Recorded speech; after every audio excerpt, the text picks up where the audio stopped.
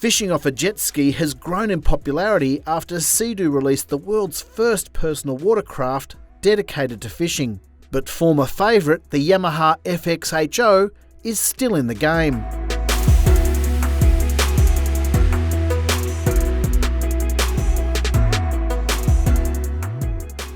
The DooFishPro has carved out a new niche in the personal watercraft market with a ready-to-ride machine with everything you need straight off the showroom floor.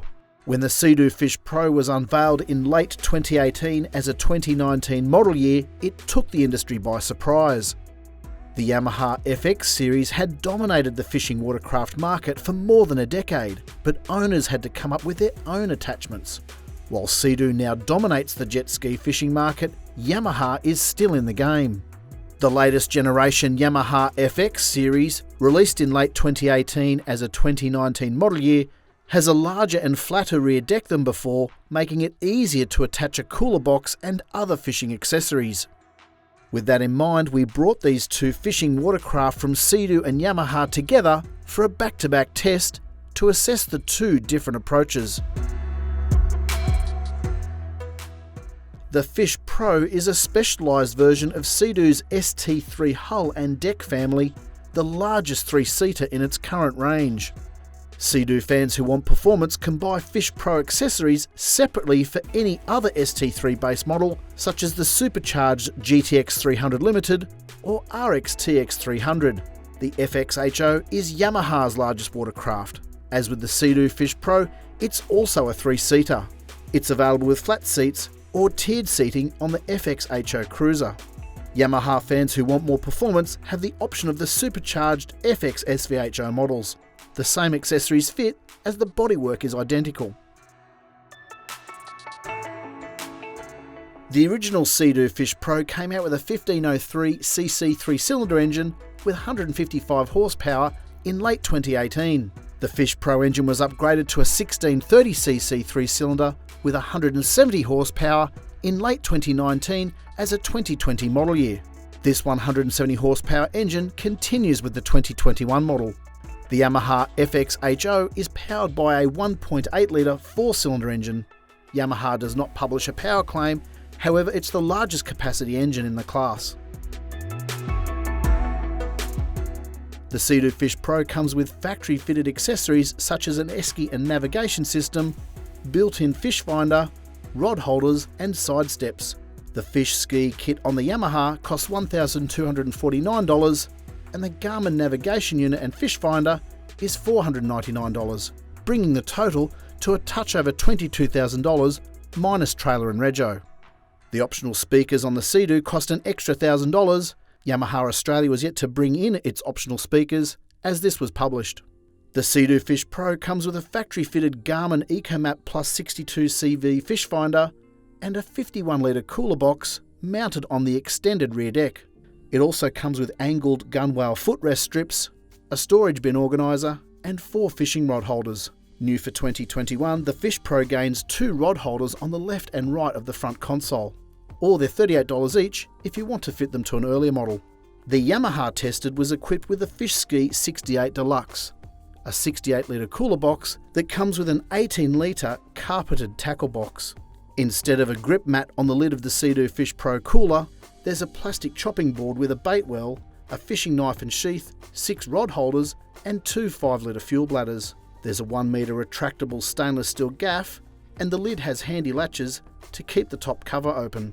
2 stainless steel tie-down rails latch onto the tow hook behind the back seat. 4 adjustable feet enable you to sit the cool box almost flat on the rear deck. The Fish Ski Deluxe box weighs 28 kilos. Initial installation can take up to 15 minutes, but it can be removed in less than 5 minutes. The example used in this test had Jetfish labels, but Fish Ski is the manufacturer and the original branding. The Fish Ski cooler has more functionality than the Sea-Doo Fish Pro cooler, but it's heavier, taller and the lid has sharper edges. And it can shut abruptly if the hinge is not locked.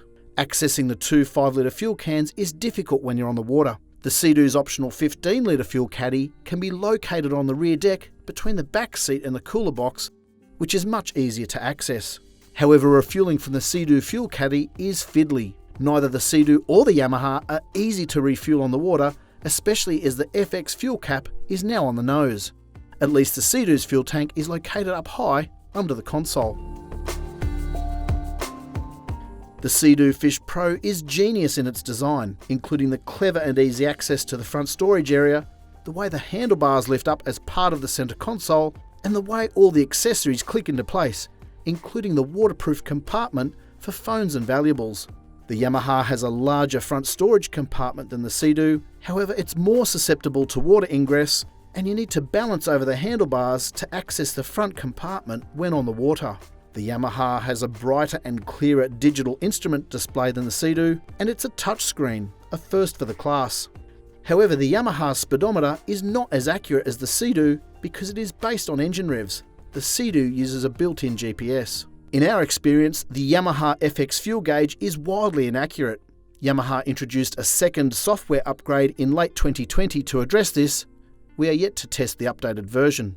However, the Yamaha FX has a very accurate fuel used meter. Just remember to reset it when you top up the tank. On the Yamaha, the navigation unit can be mounted on the left, leaving your right hand to control the throttle.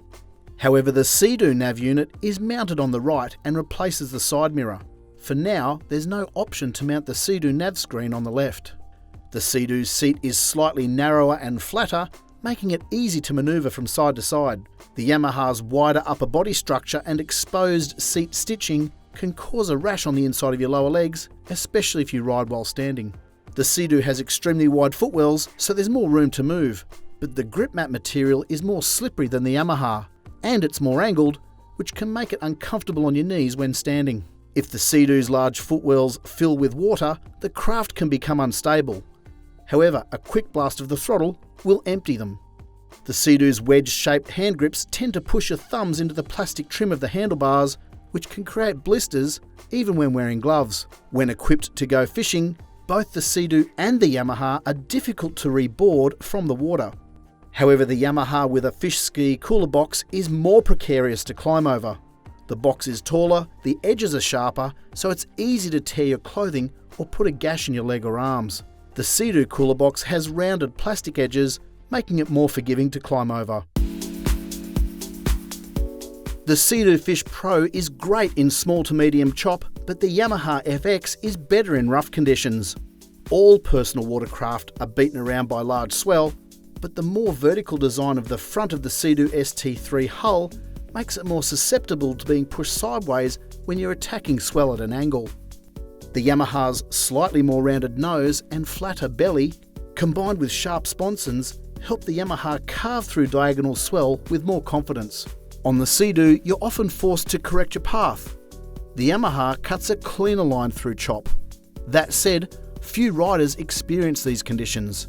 In small to medium chop, and of course calm conditions, both watercraft track confidently and predictably. In calm waters, there's little to separate these two, aside from the Yamaha's slightly better acceleration and low-speed manoeuvrability. The DooFishPro is a genius turnkey solution for enthusiasts wanting to fish off a jet ski or personal watercraft. Its clever ergonomics and fuel economy will give peace of mind to many owners. The Yamaha FXHO is a great platform for adding personalised fishing accessories and will likely appeal to riders who want more power and spend more time in rough water. To read more about the DooFishPro and Yamaha FXHO or any other jet ski or personal watercraft, go to watercraftzone.com.au for the latest news, reviews and advice. And be sure to hit like or subscribe so you don't miss any future updates. You can also find us on Facebook and Instagram.